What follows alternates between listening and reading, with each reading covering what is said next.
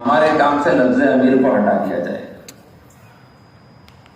جماعت کا ہوگا ذمہ دار، پرچیوں میں جو لکھا جاتا ہے ذمہ دار لکھا جاتا ہے، عربی میں مسئول لکھا جاتا ہے۔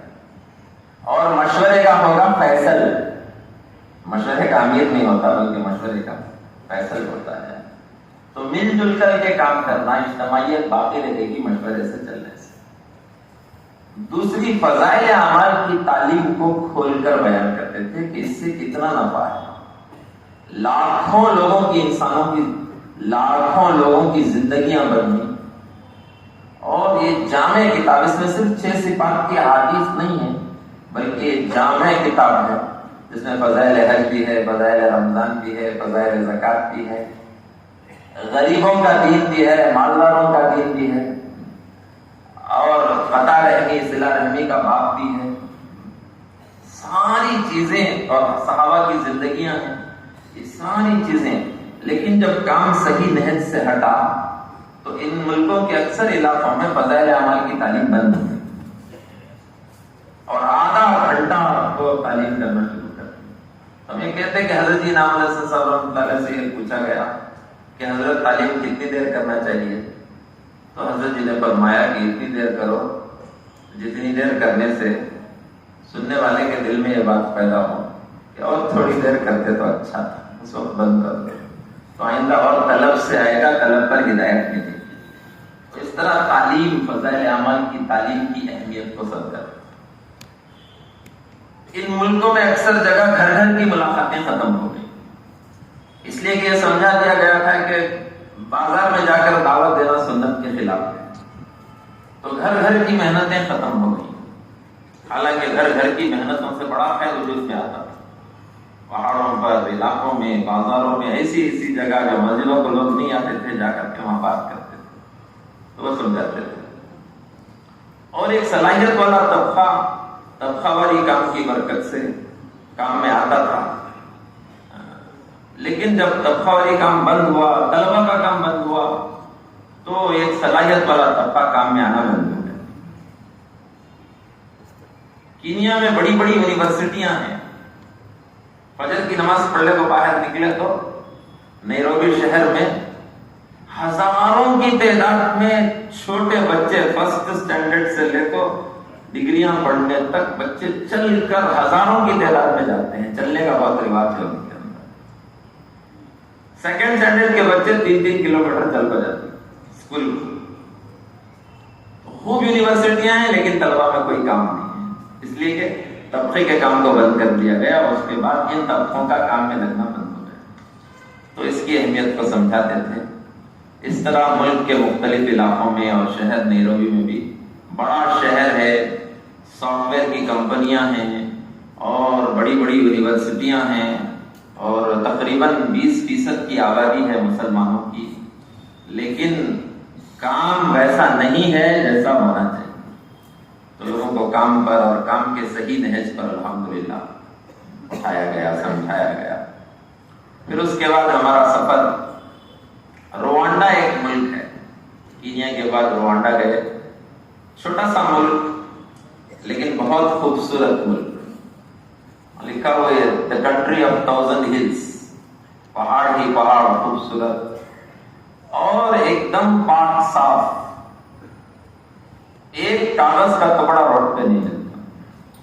وہاں کا صدر بھی اور سب پبلک کے لیے یہ حکومت کی طرف سے ہے کہ مہینے میں ایک مرتبہ آخری بار سب اپنے گھر کو بھی صاف کرنا، گھر کے اطراف بھی صاف کرنا۔ پاک صاف ملک، کوئی کرائم نہیں، کوئی کرپشن نہیں۔ 1995 میں یہاں جینوسائیڈ ہوا، نسل کشی ہوئی، قبیلے میں آپس میں 10 لاکھ لوگوں کی موت ہوئی۔ اس وقت مسلمانوں نے الحمدللہ اپنی مسجدوں کو کھول دیا، اپنے گھروں میں ان لوگوں کو پناہ دی، تو سارا ملک مسلمانوں کا بہت احترام کرتا ہے۔ تو وہاں گئے تو کیگالی اس کا مرکز ہے، وہاں پرانوں کا جوڑ تھا، ان کے سامنے بھی صحیح نہج کا کام سمجھانا تھا۔ الحمدللہ یہ ملک ایک سوئی کے ساتھ صحیح نہج کے کام پر جڑا ہوا ہے، یہاں کوئی انتشار، کوئی پریشانی نہیں ہے، ایک سوئی کے ساتھ پورا ملک الحمدللہ جڑا ہوا ہے۔ تو تو یونیورسٹیاں بہت ہیں وہاں پر. مسجد میں ہم لوگ بیٹھے تھے, بیان چل رہا تھا, تو بہت سارے اسٹوڈنٹس بھی آئے تھے, بڑے بڑے اسٹوڈنٹس, چھوٹے بچے نہیں, ہاتھ میں لیپ ٹاپ ہے, وہ بیان بھی سن رہے ہیں اور چھٹی کے وقت میں لیپ ٹاپ میں کام بھی کر رہے ہیں. تو میں ان سے اختلاط کی اور پوچھا بھائی کیا کر رہے تو آپ, تو کہنے لگے I do PhD in cyber crime. PhD پڑھنے والے بچے, بہت ساری یونیورسٹیاں ہیں وہاں. مجھے طلبہ کا کام نہیں تو طبقہ والی کام تو بند ہو گیا.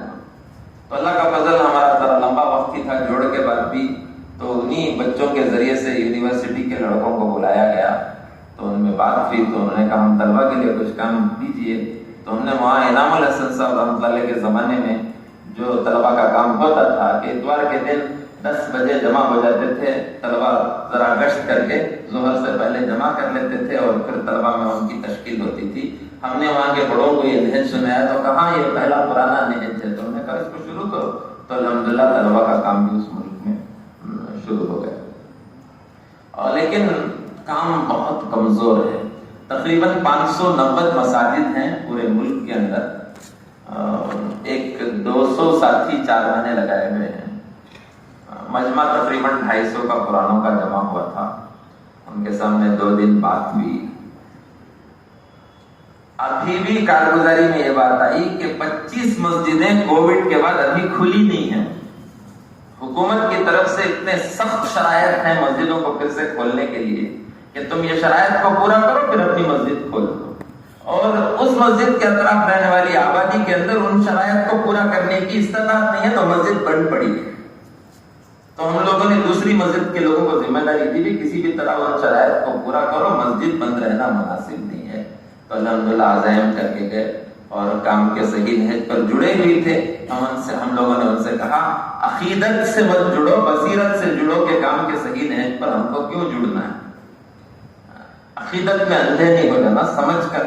مولانا ابراہیم صاحب دامت برکاتہم اکثر کہتے ہیں جو سمجھ کر کرے گا کرتا رہے گا, جو بغیر سمجھے کرے گا بغیر سمجھے کام کو چھوڑ دے گا. تو کیوں کر رہے ہیں, سمجھو. کیوں صحیح نہج کے کام کے ساتھ ہیں, کیوں عالمی شورا کے ساتھ ہیں, کیا بات ہے, اس کو سمجھو. یہ باتیں تفصیل سے ہم لوگوں کو سمجھاتے تھے اور بہت متاثر بھی ہوتے تھے کہ یہ ساری باتیں آج تک ہم کو کسی نے نہیں سمجھی.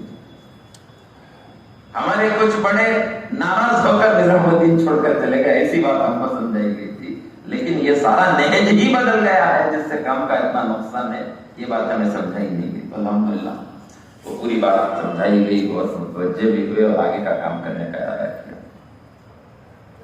اگانڈا ہم لوگ گئے وہاں سے, تو اگانڈا میں اجتماع تھا. اجتماع سے پہلے تقریباً 10 دن کا ہمیں وقت تھا. تو مختلف لوگوں سے ملاقاتیں کر کے یہی باتیں ان کو سمجھائی بھی جاتی اور عمومی محنت بھی الحمدللہ کرتے. لیکن کام کے نہج کے بدلنے کی وجہ سے, گھر گھر کی محنت کے چھوٹنے کی وجہ سے, طبقاتی محنت کے چھوٹنے کی وجہ سے اور کام کے صحیح نہج کے چھوٹنے کی وجہ سے کام میں بہت زبردست کمزوری آئی. وہاں کے ساتھی بتا رہے تھے سالانہ اجتماع ان کا ہوتا ہے. پہلے اجتماع میں 10,000 لوگ جمع ہوتے تھے, اس سال کے اجتماع میں 2,500 سے 3,000 لوگ جمع. میں نے پوچھا بھائی واٹ از دا ریزن, تو وہ کہنے لگے کہ ہمارے پاس محنت نہیں ہے. جو باہر کی جماعتیں آتی ہیں صرف وہ محنت کرتی ہیں, خصوصیت سے پڑوس کے ملک کی جماعتیں. 250 افراد پڑوس کے ملک کے اس وقت وہاں وقت لگا رہے محنت کر رہے ہیں. تو جو مجمع آیا تھا وہ انہی کی محنت سے آیا تھا, ورنہ مسجد اور جماعتیں گھر گھر کی محنتیں نہیں کرنے کی وجہ سے کام جو ہے بالکل ٹھنڈا پڑا ہے. تو وہاں بھی کارگزاریاں بھی دی گئی اور اجتماع میں بیانات بھی ہوئے. اور پھر اس کی کارگزاری مختصر یہ ہے کہ اجتماع سے پہلے 45 جماعتوں نے کام کیا. وہ اکثر پڑوس کے ملک کی جماعتیں اور بنگلہ دیش کی جماعتیں اور ہندوستان کی بھی کچھ جماعتیں تھیں, عربوں کی جماعتیں. اجتماع سے 4 جماعتیں ہندوستان اور پڑوس اور بنگلہ دیش کے لیے تشکیل ہوئی. 12 جماعتیں 4 مہینے کی مقام کے لیے تیار ہوئی اور 14 جماعتیں 40 دن کے الحمدللہ تیار ہوئی. تو ہم لوگ عمومی محنت میں بھی لگے, مختلف لوگوں میں خواص میں جا کر ملاقات کرتے رہے. میڈیکل کالج کو بھی الحمدللہ جانا ہوا. تو میڈیکل کالج میں مسلمان مینجمنٹ کی میڈیکل کالج تھی, تو کافی مسلمان بچے تھے, ان سے ملاقات بھی. تو وہ پیر کا دن تھا وہ لا کر کے ہم کو انڈیا یا کم فرام انڈیا بول کر بہت اکرام کرنے لگے، یہ کھلایا وہ کھلایا۔ ہم نے ان سے کہا آپ بھی کھاؤ، تو کہنے لگے نہیں، ہم میں کہ اکثر اسٹوڈنٹس پیر و جمعرات کا روزہ رکھتے ہیں، میڈیکل اسٹوڈنٹس پیر و جمعرات کا روزہ رکھنے کا معمول ہے ہمارا، تو ہم سب روزے سے ہیں، آپ مہمان ہیں آپ کو۔ اور بچیاں پورے حجاب کے ساتھ میڈیکل کالج کو الحمدللہ جاتی ہیں۔ تو بنیادی طور پر دینداری ہے، خصوصاً صومالی علاقے کے لوگوں میں دینداری ہے، لیکن دین کی محنت کا شدید تقاضا ہے، اور صحیح نہج کی جماعتیں ایسی ہوں جو مسجد وار جماعتوں کو مضبوط کریں اور ان کو گھر گھر کی محنت دکھائیں، گھر گھر کی محنت کی اہمیت سمجھائیں، اور پھر ان کو تشکیل کر کے اللہ کے راہ۔ پڑوس کی جماعتیں الحمدللہ آ کر بہت قربانیاں، 7 مہینے 2 جماعتیں بڑی عجیب چیز میں دیکھا۔ پہلی مرتبہ ایک جماعت پڑوس کے ملک کی اور ایک جماعت عمان کی، ہماری ان سے بات چیت ہوئی اور صحیح نہج کے کام کا مذاکرہ ہوا۔ اس کے بعد میں نے کہا کچھ باتیں میرے پاس لکھی ہوئی ہیں، واٹس ایپ پر میں آپ کو بھیجوں گا۔ تو وہ یہ دونوں جماعتیں، عمان کی بھی جماعت اور پڑوس کے ملک کی ایک جماعت، انہوں نے کہا ہماری پوری جماعت میں کسی کے پاس موبائل فون نہیں۔ تو انہوں نے کہا ہماری جماعتیں موبائل فون کے بغیر چلتی ہیں۔ میں نے کہا یہ تو بالکل آج کے زمانے کا یہ تعجب کی چیز ہے کہ آپ لوگ نہیں، ہم لوگ باقاعدہ ذہن سازی کر کے جماعتوں کو کہتے ہیں کہ اگر تربیت چاہتے ہو تو موبائل فون چھوڑ کر کے جاؤ۔ تو الحمدللہ ایسے ان جماعتوں سے بھی ملاقاتیں ہوئیں اور الحمدللہ کام ہوا۔ تقریباً 35 دن کا سفر کر کے الحمدللہ ہماری جماعت جو ہے وہ واپس ہوئی۔ اللہ تعالیٰ تقاضا بہت ہے، مضبوط جماعتیں جائیں جو مقامی کام کو جمائیں، اس لیے کہ پڑوس کے ملک کی جماعتیں خروج پر زیادہ اہمیت دیتی ہیں، خود جماعتیں نکالتے ہیں، لیکن مقام کے کام کو جمانے کی ضرورت ہے، اور صحیح کام کو، صحیح نہج کے کام کو جمانے کی ضرورت ہے۔ اس لیے سب ارادہ کریں انشاءاللہ جماعتیں بنا کر ان ملکوں میں لے کر کے جائیں۔